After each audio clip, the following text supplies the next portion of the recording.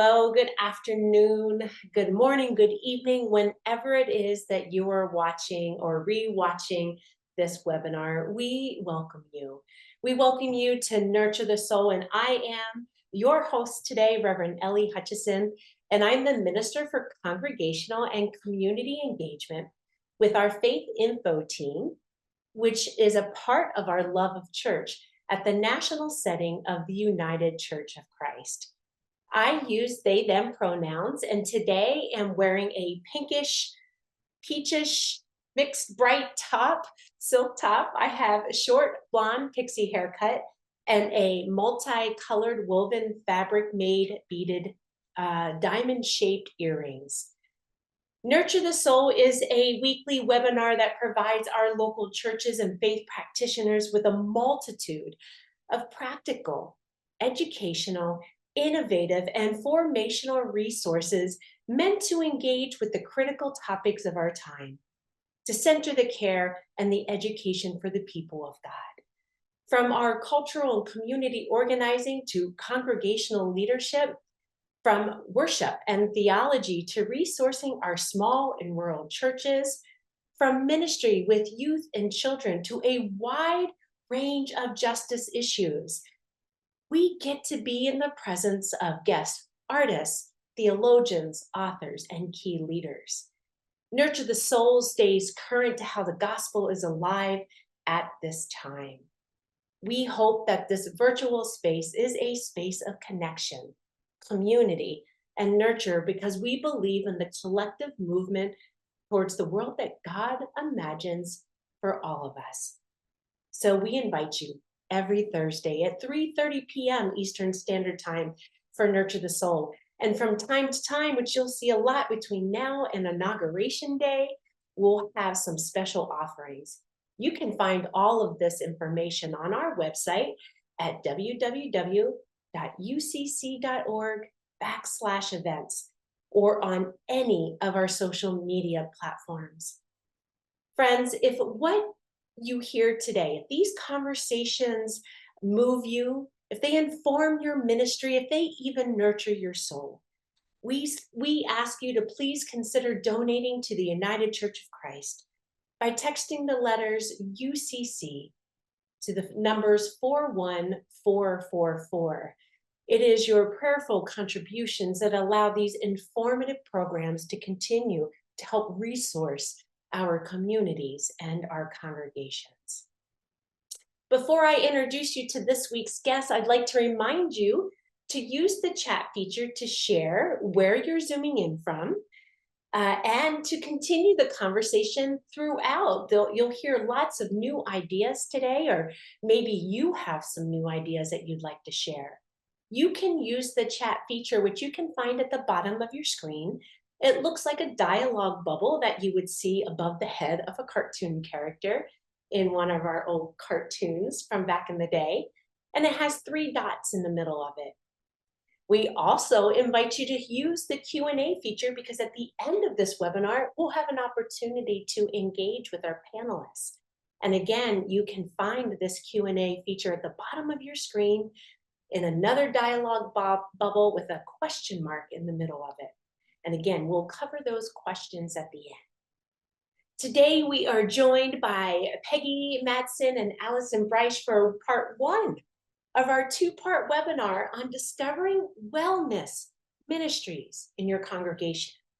Peggy is a minister of congregational health, and during the past 28 years, she has led congregations, associations, and a conference in developing their own wellness ministries. She currently serves in the local congregation in Rhode Island and is the chair of the UCC Wellness Ministries leadership team at the national setting. And Alyson is a minister of congregational health. She has 27 years experiencing and providing wellness ministry alongside faith communities using nursing and spiritual care. She has served for 18 years as a member of the UCC Wellness Ministries leadership team at the national setting.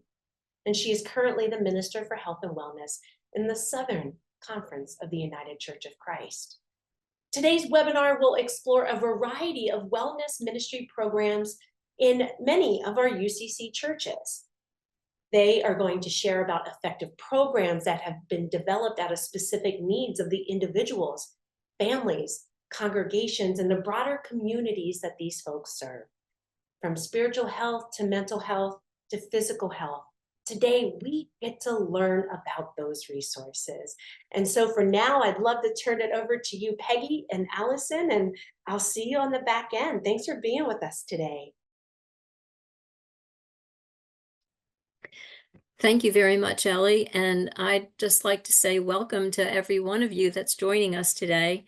And we're going to look at the three dimensions of health, the spiritual health, the mental health, and the physical health, and how that influences developing wellness ministries programs in your local congregations. I hope that this discussion will illustrate the wide range of ways that wellness ministries can give support, education, and advocacy in your local setting. Today, we're going to start by looking at some of the resources we have developed and are available to assist you in responding to needs and concerns. And we're going to start by looking at a short video that describes the resources available through the UCC Wellness Ministries. And we will start that video at this point.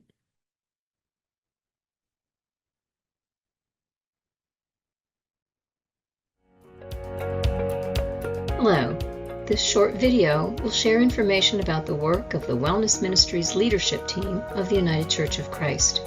It also highlights the Wellness Ministries resources available to assist you in developing or expanding wellness ministries in your setting. The goals of the UCC Wellness Ministries are to promote recognition and further growth of wellness ministries within the UCC, provide opportunities for sharing wellness ministries resources across UCC congregations, associations, and conferences, and to collaborate with the other health-focused groups of the UCC National Office to create a synergistic effort of information sharing for the benefit of all. Wellness Ministries leadership team currently has 8 members. The group members are located across the country, which provides regional perspectives and connections. States represented include Rhode Island with 2 members, Illinois with 2 members, and Connecticut, North Carolina, Arizona, and Washington with 1 member each. Backgrounds of members include clergy of local UCC congregations, ministers of congregational health who are also licensed faith community nurses, a clergy physician, and director of a Midwest Health System's Faith and Health Partnerships.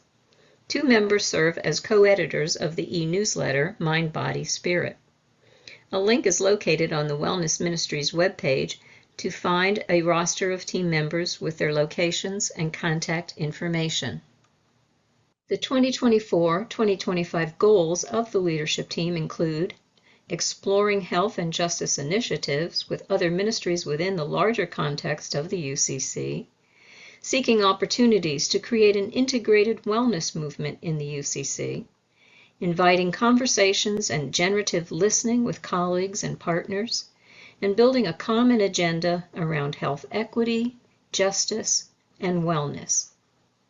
The leadership team meets on the second Thursday of each month from 2 to 3 p.m. Eastern Time. We welcome visitors and those interested in learning more about the work of UCC Wellness Ministries. Email the chair at uccwellnessministrieschair@gmail.com to request participation. Perhaps you have a suggestion to share, or do you have how-to questions about wellness ministries planning, implementation, or evaluation? Are you looking for guidance and mentoring? Contacts and consultations with leadership team members are invited and welcomed. Resources available through UCC Wellness Ministries include videos, a toolkit, newsletter, webinars, printed materials, and social media. Let's take a quick look at each of these. A video, Wellness Ministries Overview, is a 7.5-minute YouTube video developed by the Wellness Ministries leadership team of the Education for Faithful Action Ministries, United Church of Christ. It provides a general overview of wellness ministries. It shares information on spiritual care and health promotion for congregations interested in developing wellness ministries. It also identifies other UCC ministries and community programs that can be useful resources. Are you interested in developing a wellness ministry for your congregation? The Wellness Ministries Toolkit is a valuable resource for both people beginning programs and for those enhancing existing programs. A dynamic copy of the toolkit is available on the UCC website. Registration is free and provides you with the password to access the entire toolkit and the opportunity to receive update notifications. This registration for password provides us with your contact information so we can share information about toolkit updates. You can gain access to a library of more than 50 resources that will help you plan, implement, and track your program, and view exemplars shared by others. The development of this toolkit was possible because of past contributors to the UCC Called to Care, a notebook for lay caregivers, and the UCC Faith Community Nurse Manual. The toolkit has 3 sections. Section 1, Envisioning Wellness Ministries, answers the questions what, who, why, and where are UCC Wellness Ministries. You will find that the UCC has long promoted the ministries of health and healing and recognizes that health and healthcare are issues of social and economic justice. Section 2, Establishing and Growing Wellness Ministries, provides information and tools to assist the process as each congregation develops its programs based on the resources and needs of their congregation and the community it serves. Topics include organizational and leadership information, essential program resources, sample documents, handouts, and commonly used resources. Section 3, Wellness Ministries of Care, provides exemplars and resource information shared by those actively involved in developing and sustaining diverse wellness ministries programs. Each of us was called to this ministry and aided by mentors. We continue the process by offering that support to you and sharing what our experiences have taught us.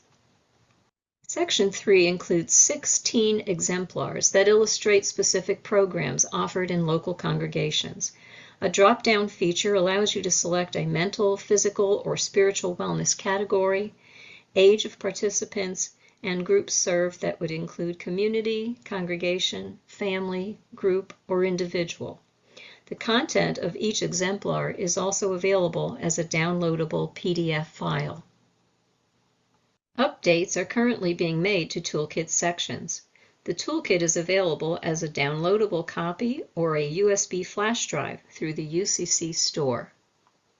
A monthly e-newsletter, Mind, Body, Spirit, is available by free subscription. You can find the subscribe link on the Wellness Ministries webpage. Currently, the subscription is delivered to over 4,800 readers. The sections include a monthly reflection, a timely wellness tip, Wellness Ministries Focus, links to national health-related topics, UCC Wellness Ministries leadership team updates, and web-based resources and programs. UCC Faith Info has selected 2 UCC Wellness Ministries sessions for presentation this fall.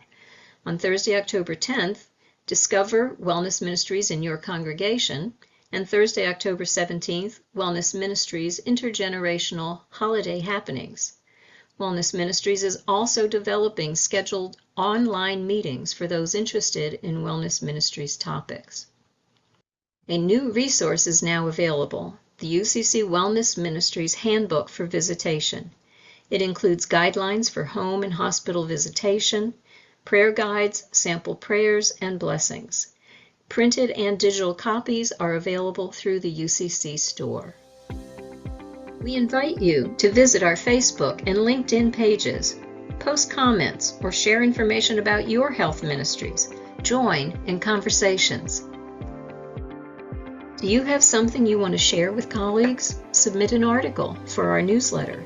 Do you have an innovative way you have provided wellness ministries? Consider submitting an exemplar for Section 3 of the toolkit or an article for the newsletter. Have a question about health and wellness ministries? We'd love to hear from you. We are also interested in recruiting new members for the UCC Wellness Ministries leadership team to represent additional conferences and bring new regional perspectives to identifying priorities for wellness ministries' new programs and initiatives. Contact us at wellnessministries@ucc.org. We look forward to hearing from you.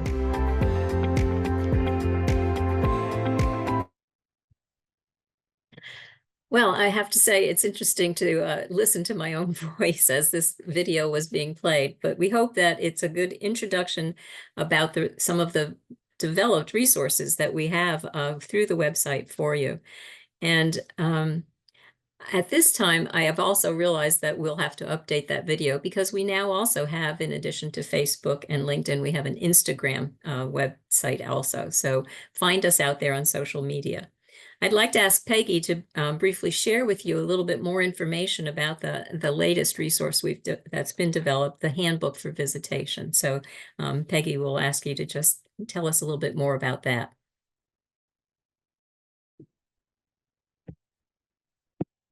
The Handbook for Visitation is a small pocket-sized booklet that you can stick in a bag or stick in your pocket and bring with you when you go to visit someone. Prayer is often a hard thing to do, to think on the spot of a prayer that someone might need. We also walk in as visitors to various situations, totally unprepared for what we might find. There are always surprises. So the old Call to Care manual for caregivers that was the same size and served the same intent, we got permission to take that and to update it to current issues and current wording so that people could have something in their pocket. I can't even count how many times deacons have said they thought they knew the Lord's Prayer, but as soon as they walked into a room and they went to start the Lord's Prayer, they just forgot. So by knowing that it was in their pocket if they needed it, that calmed them enough that they were able to do that. Within this little handbook, which is available from the UCC store, there are prayers for people that are fatigued, people that are worried, people that just want to know that God is paying attention to them and want to be able to speak to God and listen to what comes back. There are links and directions in this to take you back to the hand toolkit, and it explains in detail about things like privacy, ethics, how to be an active listener, all those tools that people might need to develop to a greater degree to be able to become a visitor. And visitation is not just the in-person. It's sometimes people have to visit by Facebook, or sometimes by email, sometimes by the old-fashioned cards, or sometimes by Instagram. So that we need to be prepared to meet the way the person we are connecting with receives their information. And you'd be surprised how many people in the 70s, 80s, and even 90s are communicating by email. So that may be the way that we need to communicate. Not everyone's comfortable that's coming into their home. Not everyone can we visit in a facility because facilities have times that they shut down due to illness.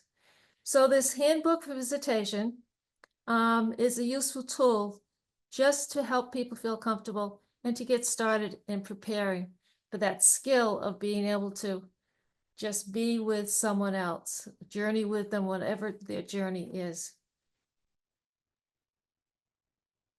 Thank you, Peggy. I think that thinking back over the many years that I've been involved in health and wellness ministries, visitation is such an important part of all of this, and developing a comfort, if you will, to go into a visitation and feel as if there's a way to have the ability to generate a prayer. And sometimes we realize that we can also use printed prayers. We don't have to worry about being the one who composes them.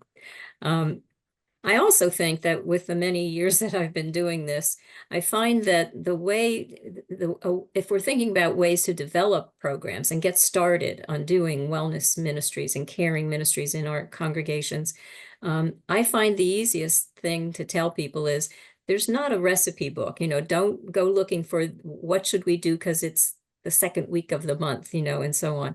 But it is certainly a way to do it, is to look at what is, as I call it, what's bubbling up out of the needs of that congregation. And then you respond to those. It is good to have guides and so on, but it really is a way to think about the fact that organizing this is an intent, a real intent to be responding, to say, where are the needs? What's happening in our situation, and then how do we respond to that? So I guess what I'm trying to say is there's a wide arrangement and wide variety of ways that you could describe wellness ministries. So we're going to take a look at a short video now that talks about that overview, if you will, of wellness ministries.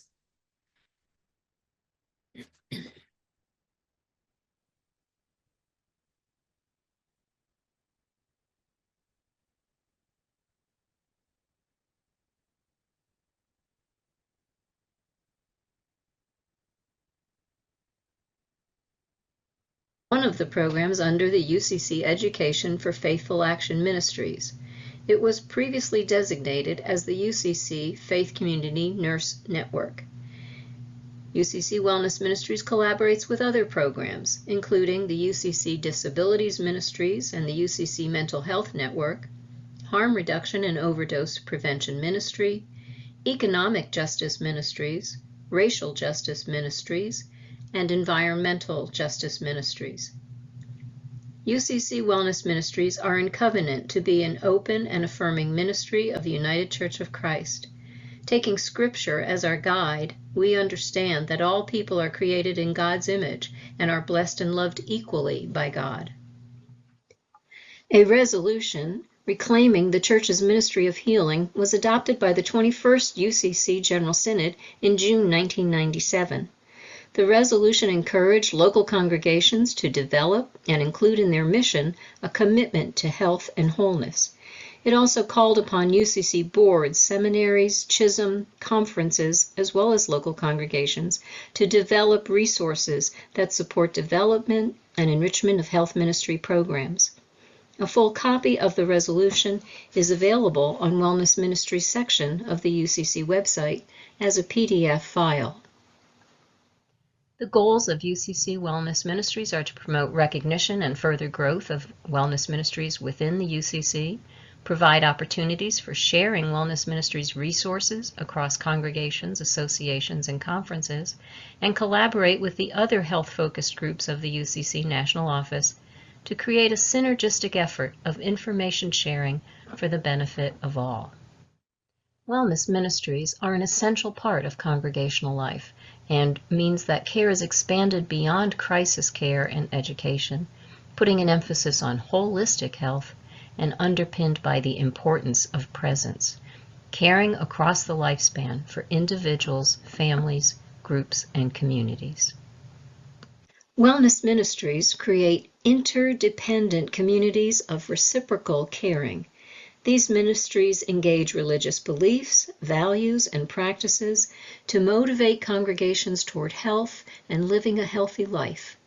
They seek to nurture wholeness and flourishing across numerous perspectives: age, gender, race, socioeconomic circumstances, culture, and geographic locations.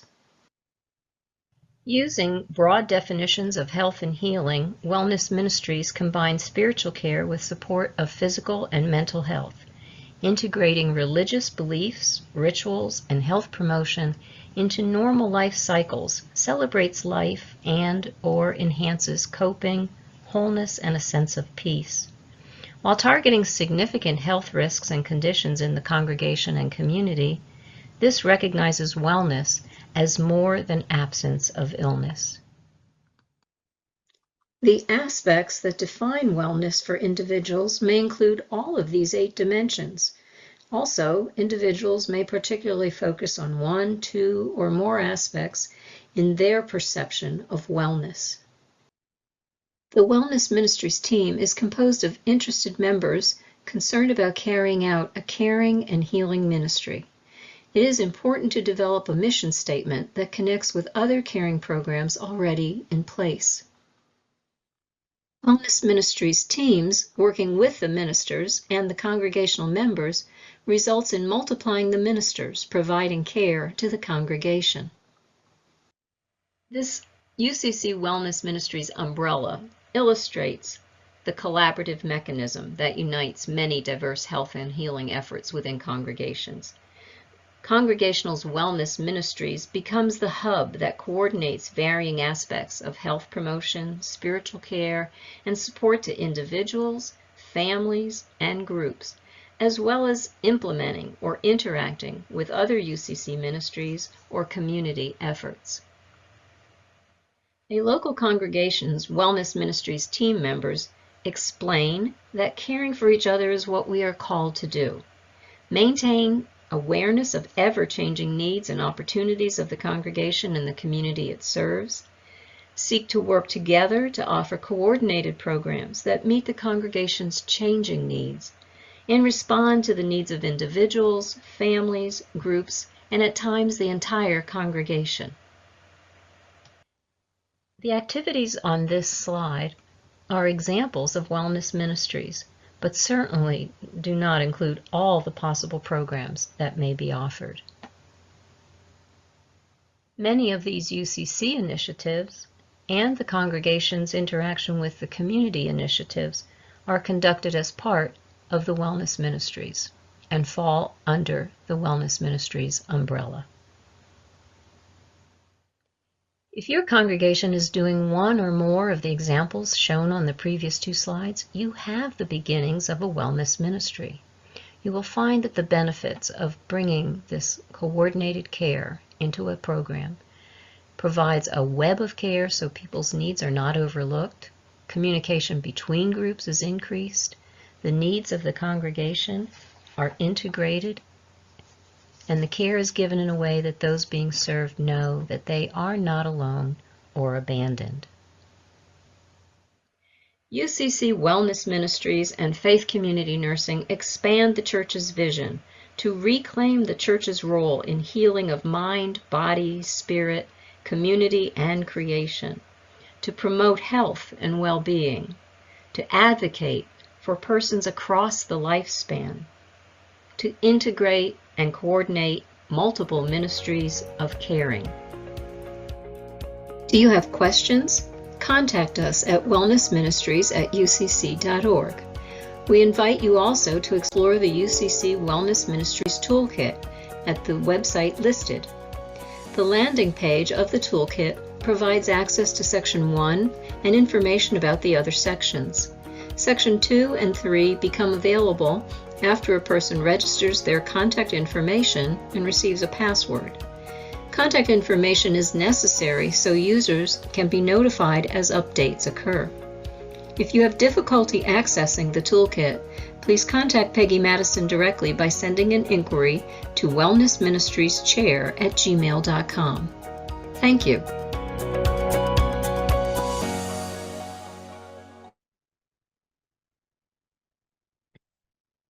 I'm going to take 3 of the slides that you saw in that video just to pull them up because I want to point out some things that I think will kind of summarize nicely for us. And so, Andre, if we can see slide number 4. We've developed this idea of this umbrella, if you will, because if we think about the activities that are being done in churches, what the Wellness Ministries team can do is be a hub, as we've talked about, to pull these activities together. Many times people think about wellness ministries along a medical model, illnesses and education around illnesses and so on. And yet that's only a piece of it, because it's really mental health and spiritual health and physical health, all coming together. And so what this does is creates a way, and we're going to see this as we talk more, of having one common connector or a place for this to be serving as a hub. But the other thing is that it is also a way to bring in a lot of the other UCC initiatives that focus on health and advocacy. And then certainly to be the group that connects to community-based resources and programs related to mental health and to physical health, to exercise and so on, social issues and financial support and all of those things. In the next slide, we've taken some of these and we've listed them out, and you can see examples under spiritual care, visitation, as Peggy talked about, prayer shawls. Many churches have prayer shawls. We found that we had a group knitting prayer shawls and we had another group doing visitation, and it took the web of the hub, if you will, of the umbrella to say, who knows if Jane got a visitation prayer with a prayer shawl? And so by having them coordinated, it made a way to bring these things together. Or did somebody send cards to this person? And how do we organize that? Some churches organize health ministries around transportation, meal deliveries, healing services, for instance, in December with holding a longest night service for those who maybe have experienced loss in the previous year. But it's also things around mindfulness, prayer circles. So there's many different examples. And I look forward to some of you sharing your examples in our chat of things you might be doing under spiritual care. Health promotion, all kinds of things certainly come out there with walking programs and meditation, support for those with chronic illnesses, advanced care planning, CPR, AED, and now very important education around and providing naloxone for educating people on naloxone administration. Let's look at the next slide. And I don't want to miss any opportunity to also talk about these other UCC initiatives, the widening the welcome through the UCC Mental Health Ministry, Our Whole Lives, the OWL educational programming, A2A, accessible to all from the UCC Disabilities Ministries, Open and Affirming and LGBTQIA Ministries, UCAN, which is the HIV and AIDS, and Harm Reduction Overdose Prevention. Again, in an individual church, the wellness ministries can be the connector to look at what are the resources of all of these initiatives and how can we make these available to people in our congregation. And certainly looking at many of the community-based programs. And I will say, getting involved in this work within the congregation gets you out into the community so you can go to these multiple agencies and find out what are their hours, how's their parking and accessibility, what does it take to enroll in a program. And it again is a way that you can then be the resource for people in your congregation who might need the services of those many community programs. And I think we'll let you turn off the slides now, Andrea, and thank you for that. And so I think when we want to talk about health and wellness ministries, I hope by now you're hearing that there's so many ways that this can take a shape, and there's not one particular thing that has to be done in any specific order. I also want to share that we had an opportunity last year to pull put some questions into the supplemental survey that was sent out to all the UCC churches. And so we were able to ask them, do you have a health and wellness ministries in your congregation? And then we also were able to ask for them to give us examples. And I just want to share a few of these because I think this was interesting. These were responses we got from more than half of all of those that responded. 90% said they did cards and notes to parishioners. 89% made phone calls to parishioners. 87% talked about visits to home, to care facilities and hospitals. More than half talked about spiritual care, things like healing circles, prayer circles, bereavement teams. And then another 65% talked about food pantries and meal delivery. And I think what you can see is some patterns that are starting to take some shape. But there were also other examples that I thought were interesting. A lot of them talked about programs to the homeless, programs focusing on refugees, prison and jail ministries, youth and after-school programs, poverty, food desert communities, participation in indigenous ceremonies, looking at individuals who needed medical equipment and sometimes having lending, closets and so on, clothing and personal essential needs programs. So that I think what we're hoping is coming across is that there's just so many different things that are coming under that umbrella. It's a big umbrella because the needs are really so dependent on what's going on in a local community and its challenges and its needs. At this time, I think it'd be nice to hear what people have put in the chat or anything in the question and answer session, and see what kinds of things we can take a look at. Well, I'm going to jump in here. Thank you, Alyson, and thank you, Peggy. I'm the pastoral care, pastor of pastoral care at my church, in Green Valley, Arizona. And I walked into a culture of care. It is a church of care, and many of them have, during the pandemic, moved towards a culture of care of, we know our pastors are overloaded, so on and so forth. So we formed these individual groups. What are some of the innovative things that you have seen come from the pandemic closures and isolation that we've had? Like, what are those creative things that you've seen to where churches are caring for each other? And then perhaps what are some things that have surfaced that maybe we might be missing? Good questions. It was interesting. Here in the Southern Conference, we did a workshop for the churches to look at coming out of COVID, kind of. And it was also supposed to be, how do we get them back in the pews, if you will, and some of that. But what came out of it were some things that we thought were really interesting.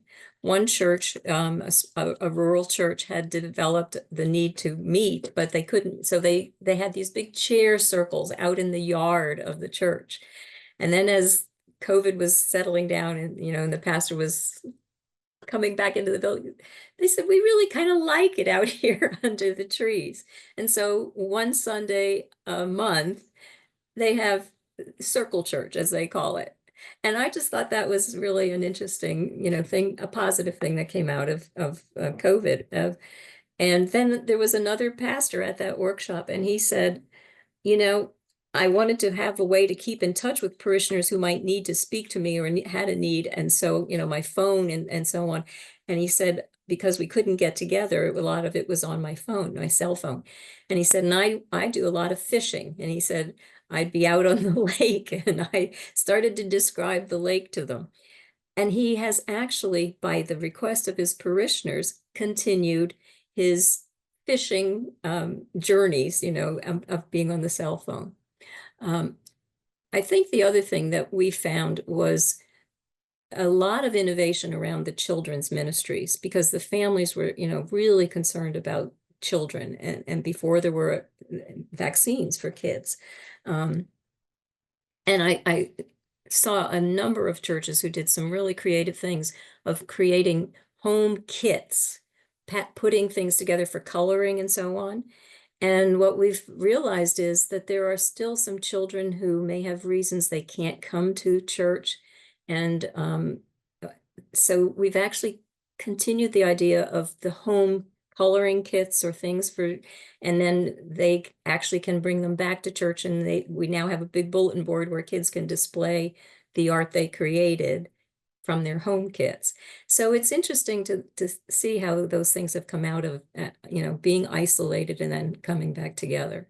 And Peggy, I'm sure you have some you can share too. I was just thinking about one of the congregations that I spoke with. They had people still afraid to come together, even post-COVID, especially the elderly, because they were still nervous about catching something. So instead of pressuring them, 10 o'clock on Sundays when we worship, what they set up was a Tuesday morning coffee hour.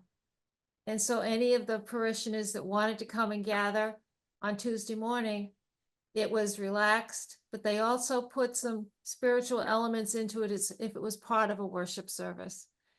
I mean, it helped bring them together and Mhm. a gentle step to come across the threshold again without worrying, and into a small group instead of to the congregation. And everybody there was there for the same reason. They wanted to connect, but they didn't want to be exposed to a large number of people. Mhm. So that helped to move it forward. An innovative thing that happened this summer up in Vermont with the UCC church up there, that people, even though it was summertime, they were lonely. So what their minister who's in charge of health and wellness did was put to a schedule together of all the different community activities that summer, including the things the church was going to be doing, like vacation Mhm.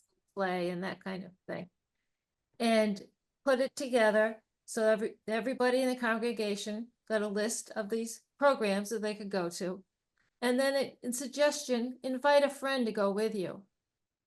And so that they were, again, in a group of two that they felt so comfortable with, but they had some place to go. And some of them were outside with lots of air. Some of them were inside with the people that weren't worried about it. But we have to help bring people back gradually, take small steps to come back to the bigger group, because we've been so long conditioned to stay in small groups and stay away from each other. So Mhm. these 2 ideas, I think, are well to be considered by everyone, for the congregations, to get people back inactive. Don't invite them back to 50 people in the room, invite them back to 5. Mhm. Yeah, I love that, right? That small, go ahead, Allison. You know, I was just going to say one thing also that came out of it was the book club who used to meet in the church library went to Zoom. And we're still on Zoom because we can see everybody instead of in a circle and whatever. And, the way to have a discussion. And then we have a luncheon about every finish of a book to physically come together. But we found that the Zoom was nice because people didn't have to get in the car and drive for only an hour discussion of a book and back home. So from a gas conservation, they said, we shouldn't all be driving to church, etc. So we've continued the book club on Zoom, but then we all get together. Somebody will decide about a restaurant, or somebody will host it on their back porch, and we that's when we recap or discuss the book at the end by coming together. So it's a combination of finding and people pipe in on the book club that are way up in another state for the summer or whatever. So we have found that using a book, and we always pick books that are either politically issues of things going on in our country, or they are around nature and things around spiritual health, and the Celtics. We looked at the Celtic perspective one time. So I think a book club is also a way to bring people together, even if they can't physically come together. yeah, I love that. I love that. And as people are trying to find, so I feel like we're at this precipice of a really, really sad and exciting time to reimagine what each of our ministries can be for the people of God, right? We are living into the still speaking God.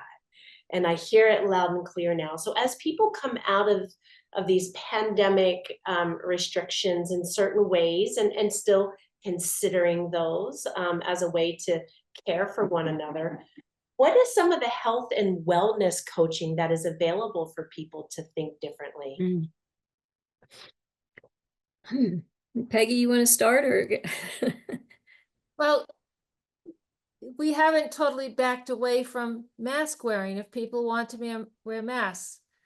There are masks as people come through the door.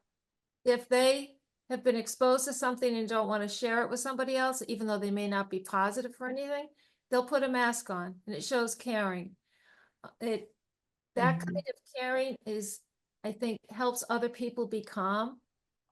No one is walking in with a raging virus of any kind, because they want to be careful of other people. And that does work. We also, in many ways, have started to think about other health things that have kept people from coming into activities. Thinking about gluten-free products. You know, for a while there, it was gluten. If you were gluten-free, you got that stale little cracker separately from the bread of the broken loaf up on the table. That is not being inclusive. So gradually, because of the way we've had to rethink of things, whole congregations are now eating gluten-free bread so that everyone is welcome equally at the table. Yeah, And our church has done that with a little variation. We have the 2 baskets, and that the pastor always says the basket with the purple edges on the cloth is the gluten-free. But they're both bread. They're not little wafers anymore, and it's the broken, and both of them are prepared at the time of communion, you know, to prepare the bread. But then you can go up to either the purple edged basket or the other one. I think the other thing about health and coaching and things like that is I find that in this role that people will come to you as if you are a health expert, you know, and should I do this, or what should I do about this, and so on. And I think the other thing, as I mentioned about getting out and knowing your community, is knowing who your resources are, whether that's mental health, you know, whether that's physical health, how to encourage people to go to find a right provider. And, you know, coaching is very big these days. And there are some programs that are funded and so on to do in faith communities around diet, you know, nutrition and diet and exercise and so on. And I remember when I was mentoring a faith community nurse one time, and her little rural congregation wanted to start an aerobics class. And so she looked up all this stuff about aerobics and chair exercise and all of that. And she said, I have it all ready to go, and I have the videos, you know, and here's how you would set it up to start the video and all that. And one of the parishioners said, wait a minute, aren't you going to be doing it with us? And she said, oh, and she said to me, I have to exercise. I said, yeah. But it was just an interesting example of you can be there are times because of your background, you can be that expert, but there are other times that, you know, it's important to know, for instance, in our church, when we were developing our pastoral team, one of the things we talked about was referrals for psych and mental health. And also to know that those that might be counseling for children, teens, and adults may be different. And to really know a list of people if we needed, you know, to know where to go for the proper resources. I think that's that idea again of the umbrella, is who can you bring in as other people to participate. I love that. And real quick, Peggy, before I let you jump in, I just want to highlight, Alyson, what you just said. We had somebody into chat say that my church, Shiloh Church in Dayton, Ohio, is gearing up for a wellness resource fair on the 19th that is free and open to the community, focused on connecting people with resources that they may not know that are available or how to access. They have 20 businesses, agencies, organizations on site to address personal wellness, financial wellness, LGBTQIA, mental wellness, addiction prevention and recovery, and other aspects. They're also going to have a mobile testing unit on site, and a pharmacy who will be giving out vaccines and a blood drive, all of this good stuff. You said it and it led right into the comment. Peggy, thanks for letting me jump in. Go ahead. No, that's wonderful. One of the resources that I have found over the years to be most helpful is NAMI, NAMI. They will come out and do free presentations and speak to the whatever age group you have there to show you how valuable that is. I'll give you one quick example. We did it with all of our youth groups here in the conference, and not all the churches participated because some of the parents were worried about the kids hearing about mental health, teenagers, as if they're not in the midst of it, right? But once it came, we spent the afternoon. NAMI brought 3 young people, college students, so they were just slightly older than the high school kids, who have battled mental health issues, and very safe now, safe to be around, safe for feeling safe themselves. They're progressing through college, very useful, helpful, wonderful human beings. They talked about suicide and suicide prevention, and the children, well, the youth that we had there listened to them. That night when they all went home, one of the youth in one of our youth groups got a call from a friend who was suicidal. So the youth group, the youth person grabbed mom, and they went to the friend's house. And they sat with that girl until the mom could come home. It's not every day that you can say something that you've done within a church saves a life. We never know how many steps away from something we actually influence on somebody's life. But that was dramatic to the whole, all within our association, about how important it is to understand that you can make a difference. You know, speaking of that, Peggy, I'm thinking too about a tip I learned from someone else a long time ago. But when we think about support teams and support, support groups, I should say, Al-Anon and, and Al-Anon and Narcotics Anonymous and all of those, this is an interesting perspective. Someone was going through a divorce and wanted to know about, did I know where she could go and find a divorce support group? And I said, well, we have support groups here. I can't come to my own church, she said, as I'm going through this.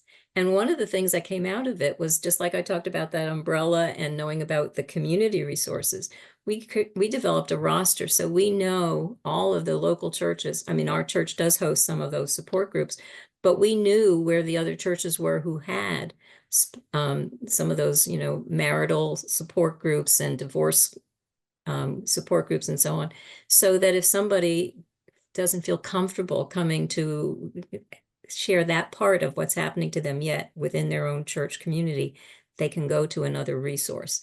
And it's the same thing with Al-Anon and AA and so on. I'm not going to come to the group at my church because somebody might be walking through the fellowship hall the night we meet and say, why is she there? And in fact, sometimes they're advised to look for another place where they'll be comfortable. So my point of that is that you need to get out of your walls and you need to be working with other churches and find ways that you can all have, be familiar with the resources and where people can find the help that will meet their need at that time. Yeah. And I think the other thing is we're really looking at a lot of things that are focusing on intergenerational. How do we help our children, and how do we make the youth have a voice? And we have a youth attend each of our board meetings and so on, but how can we be intentional? Because that's another thing is encouraging children and youth to see that this church is a safe place and a haven and a place where they can grow, and that support is there.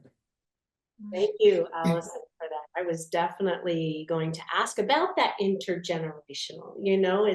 There's so much scientific research that demonstrates the benefits of everyone when intergenerational programs, living experiences, all of these things are brought together. And I think there's a lot of ways that young folks can educate us old folks, and of course vice versa, right? Well, I can't stop without talking about storytelling, because that is so much a part of all of this, and telling your story and being in a setting where you can tell your truthful story. How can people feel that they're in a circle of people who can hear and receive their truthful story? But a tip about that for the youth: we have several older churches and they have histories. And, we got a local church that had a project where the youth were going to interview the elders of that congregation and have them tell them what it was like when they attended that church with their parents and whatever, and capturing the history of the church. And the kids were having a ball because there they are with their video cams and their cameras and Photoshop and all this thing.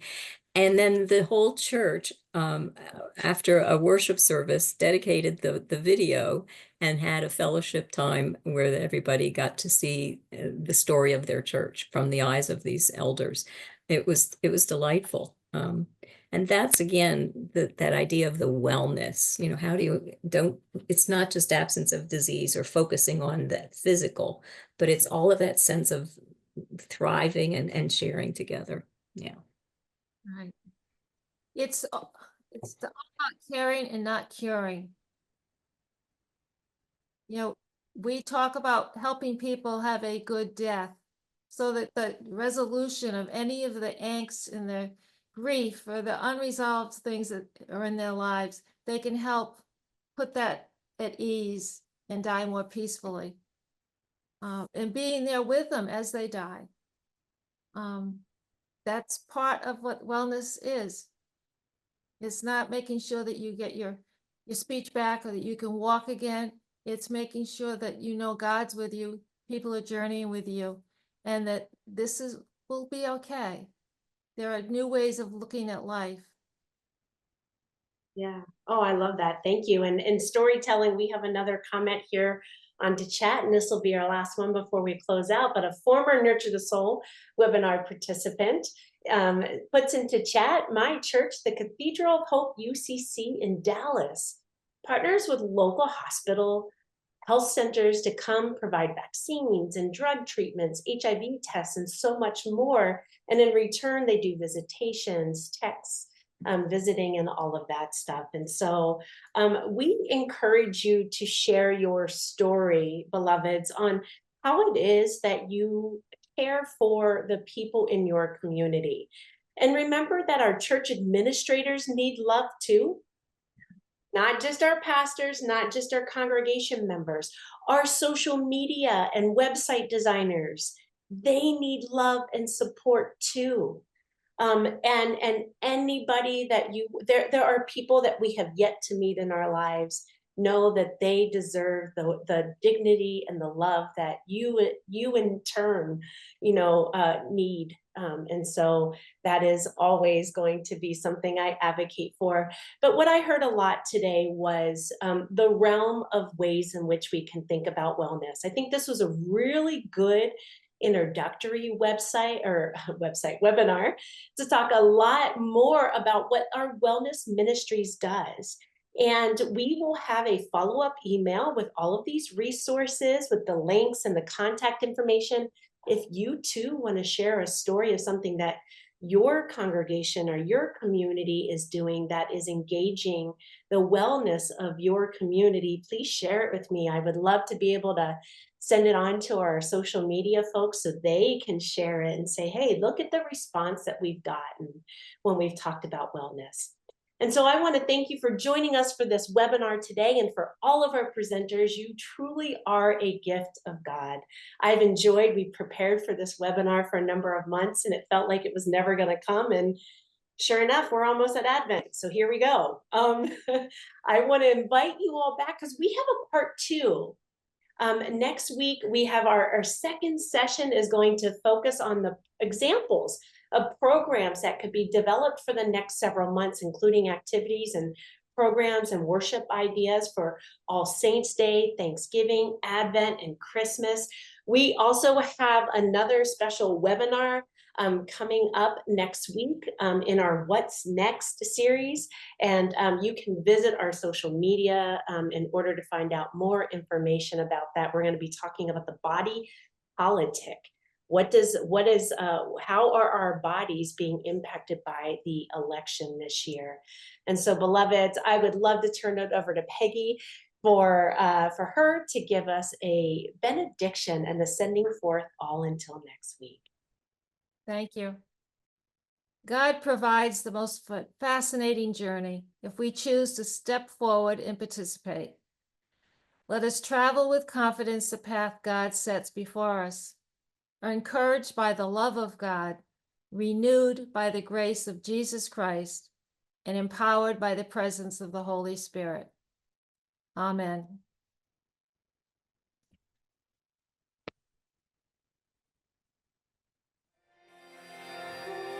Siblings in Christ, If you were moved by this conversation, if what's been offered here has helped enhance your ministry or has nurtured your soul for the journey, please consider donating to the annual fund of the United Church of Christ by texting UCC to 41444. Your support will help to provide programs like this, which are an essential part of our ministries in the United Church of Christ. Thank you for your support. Be blessed on your journey and know that you are not alone.